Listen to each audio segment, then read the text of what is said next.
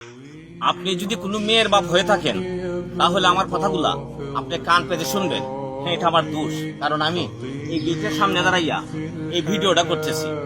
একটা বিয়া বাড়ি উপলক্ষে একটা গেট হবে, আলোকসজ্জা হবে, হতেই পারে, আনন্দ ফুর্তি করতেই পারে, এতে আমার কোনো আপত্তি নাই, কোনো রকমের বাধা নাই। কিন্তু আমি বাধা কোনটার মধ্যে প্রদান করতেছি, আপত্তি করতেছি, যখন বর আসে, বর আসার আগে আপনার মেয়েগুলা এখানে দাঁড়িয়ে থাকে।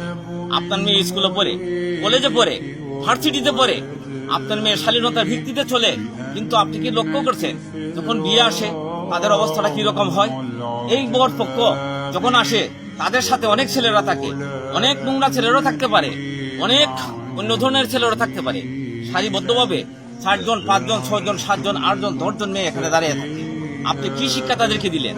তাদের তুলে হাজার হাজার টাকা খরচ করতেছেন, আর এখানে জামাইয়ের কাছ থেকে কিছু পয়সা নিয়ে তারা ভাগাভাগি করে নেয়, 100, 200, 300 টাকা করে তারা পায়। এটা করে তারা কি করে আপনি দেখতেছেন? আপনি ভদ্রঘরের মানুষ, আপনি অতি ভদ্র লোক, কিন্তু আপনার মেয়েগুলা কি করতেছে আপনি কি নজর রাখেন? এটা হলো নোংরামি। বিয়ে উপলক্ষে গিট হবে, মন্ত্রী, প্রধানমন্ত্রী, এমপি মন্ত্রী যখন কোনো দিকে সফরে যান তখন তাদের জন্য গেট তৈরি করা হয়।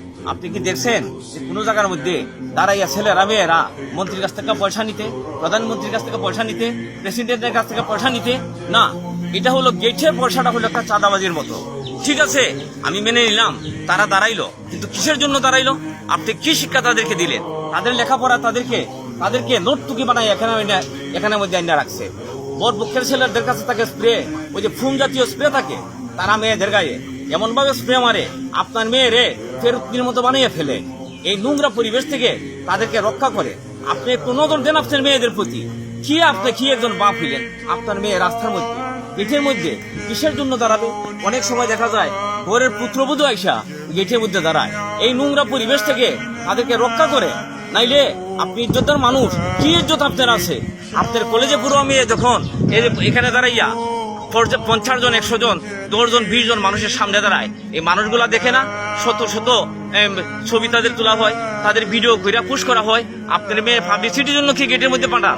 আপনার মেয়ের পাবলিসিটি করার জন্য, বিয়ার পাত্রী দেখার জন্য কি গেটের মধ্যে পাঠান? এই নোংরা কাজ থেকে আপনি বিরত রাখবেন।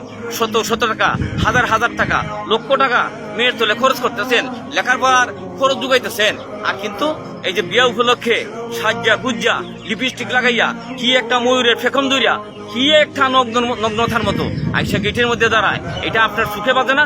আপনি কি মেয়ের বাপ? আপনি একটু চিন্তা করে দেখছেন? আপনার মেয়েগুলা যখন এখানে আসে আপনি দেখেন তো পোলাপানে কিভাবে তাদের ছবি তুলে এই ছবিগুলো ফেসবুকে পুশ করে, তাদের ভিডিওগুলো ফেসবুকে পুশ করে। এটা কি আপনার মেয়ে পাবলিসিটি হইতেছে? আপনার মেয়ে কি পাত্রী দেখানোর জন্য কি তারা এই প্রচারটা করতেছে? আপনি যদি আমার ভিডিওটা আপনি দেখে থাকেন তাহলে আপনি সতর্ক হয়ে যান। আপনার মেয়ে, ঘরের মেয়ে কি করে এখানে আসবে? কেন এই গেটের সামনে আসবে? আপনি একটা কাজ করবেন, একটু নজর রাখবেন। আমি অনুরোধ করে বলতেছি সমস্ত মেয়ের বাপদেরকে,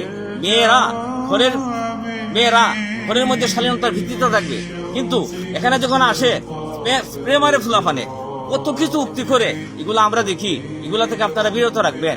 আমার এই ভিডিওটা যদি আপনি গুরুত্বপূর্ণ মনে করেন, আপনি অতি তাড়াতাড়ি এই ব্যাপারে একটু চিন্তা ভাবনা করবেন। আমি বিয়ে বাড়িতে আনন্দ ফুর্তি করবে, কোনো সমস্যা নাই, কোনো বাধা নাই, আলোকসজ্জা হবে, কোনো বাধা নাই, কিন্তু মেয়েরা কেন এখানে আসবে? আমি সারা বাংলাদেশের সমস্ত মেয়ের বাপ দেখে বলতেছি, আপনার মেয়েদের অশ্লীলতা আপনারা বন্ধ করেন। এটা চাঁদাবাজি জায়গা না, এটা কোনো চাঁদাবাজি জায়গা না, এটা টেন্ডারবাজি জায়গা না। অল্প জিনিসের জন্য নিজের মেয়েদের মান ইজ্জত আপনারা নষ্ট করে। আমার ভিডিওটা যদি গুরুত্বপূর্ণ মনে করেন তাহলে এটার মধ্যে কমেন্ট করে আপনার মন্তব্য ব্যক্ত করতে পারেন।